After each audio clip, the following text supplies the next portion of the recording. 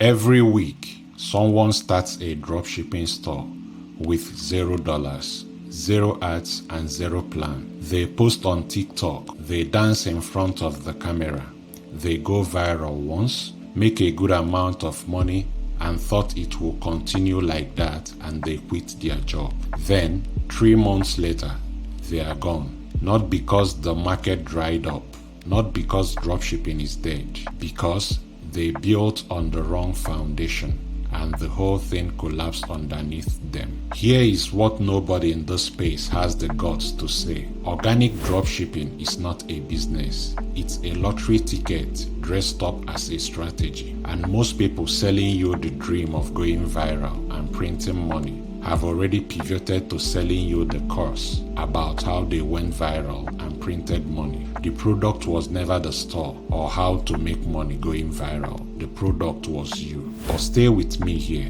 because this goes much deeper than just organic versus paid. By the end of this video, you are going to understand why most dropshipping stores are dead before they even launch. And more importantly, you are going to understand the one structural difference that separates stores that quit from stores that scale. Hey, if we haven't met before, I'm Toval's digital avatar. While he's in the trenches helping clients scale their stores and get more sales, I'm here to make sure you never miss a beat on what's happening in AI and e-commerce. Toval personally reads every single comment, so make sure you comment below. Let me show you 2 stores, same niche, same products, both started in the same month. Store A goes the organic route. The owner spends 4 hours a day filming content. They learn trending videos, they study hooks, they post 3 times a day on TikTok, twice on Instagram Reels, and 1 YouTube Shorts every day. They are basically a full-time content creator who happens to sell products on the side. One video blows up 400,000 views overnight, fetching them 200 others in 48 hours. They are euphoric, but then the algorithm moves. The video stops getting served. The next 10 posts gets 300 views each. The others dry up. They film more content, nothing lands. The supplier runs out of stock. By the time they restock, the moment has passed. The trend is dead. They are starting from zero again, with more stress and less money than when they started. Store B takes the Google route. No dancing, no filming, no chasing algorithms.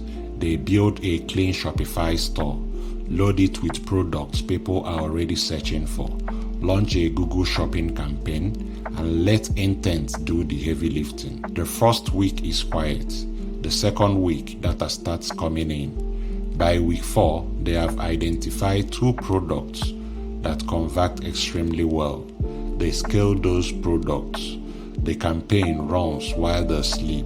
The demand doesn't care what day it is. It doesn't care if they posted on TikTok. It doesn't dry up because an algorithm decided to punish them. People search for that product today, tomorrow, and next year.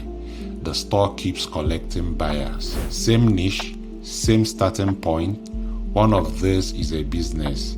The other one is a performance. Now, here is what most people never calculate about organic, the hidden costs. Everyone calls it free traffic, but it's not free. It is the most expensive traffic you can run, because you are paying with the one thing you cannot buy back, your time. Think about it this way.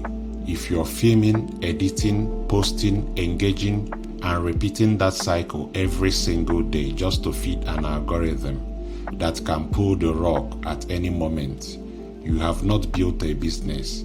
You have hired yourself for the most exhausting, lowest leverage job imaginable, and you are working for free, hoping the algorithm tips you at the end of the week.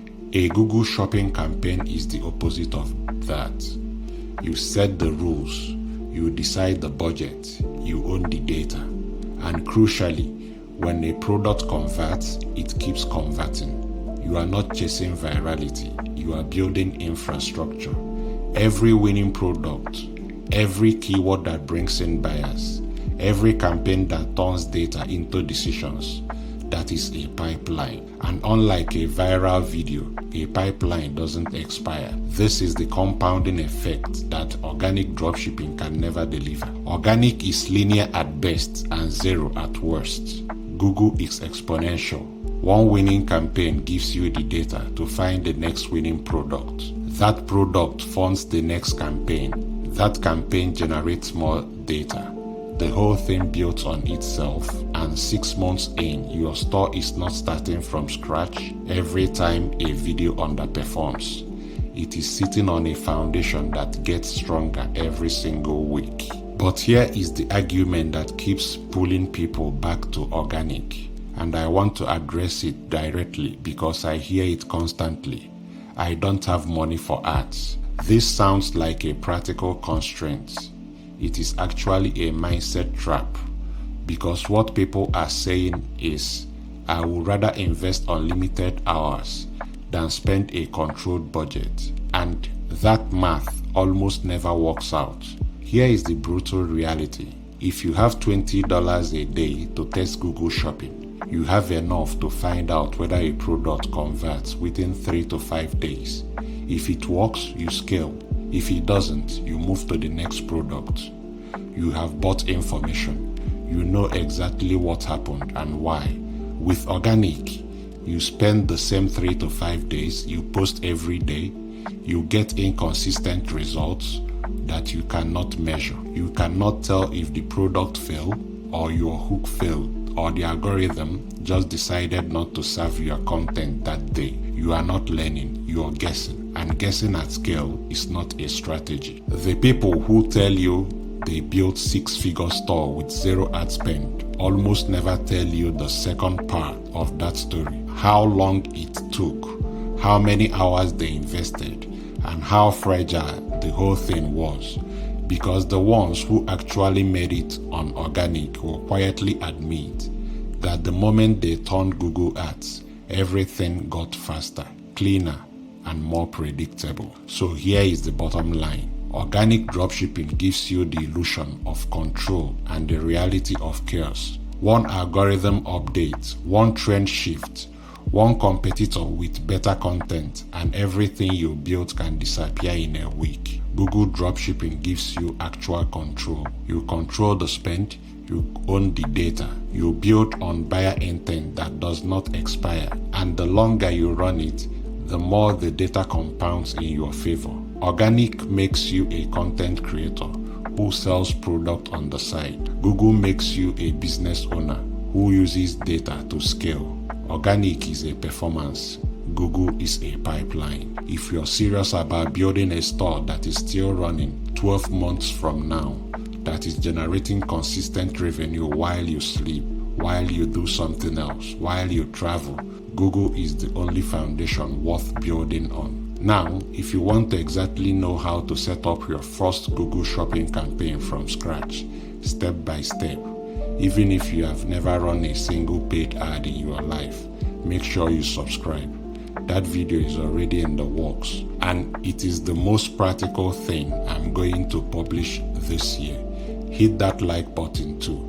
It tells me you want more of this, and it gets in front of more people who are ready to build something real. Till next time, let AI do the heavy lifting while you do the living.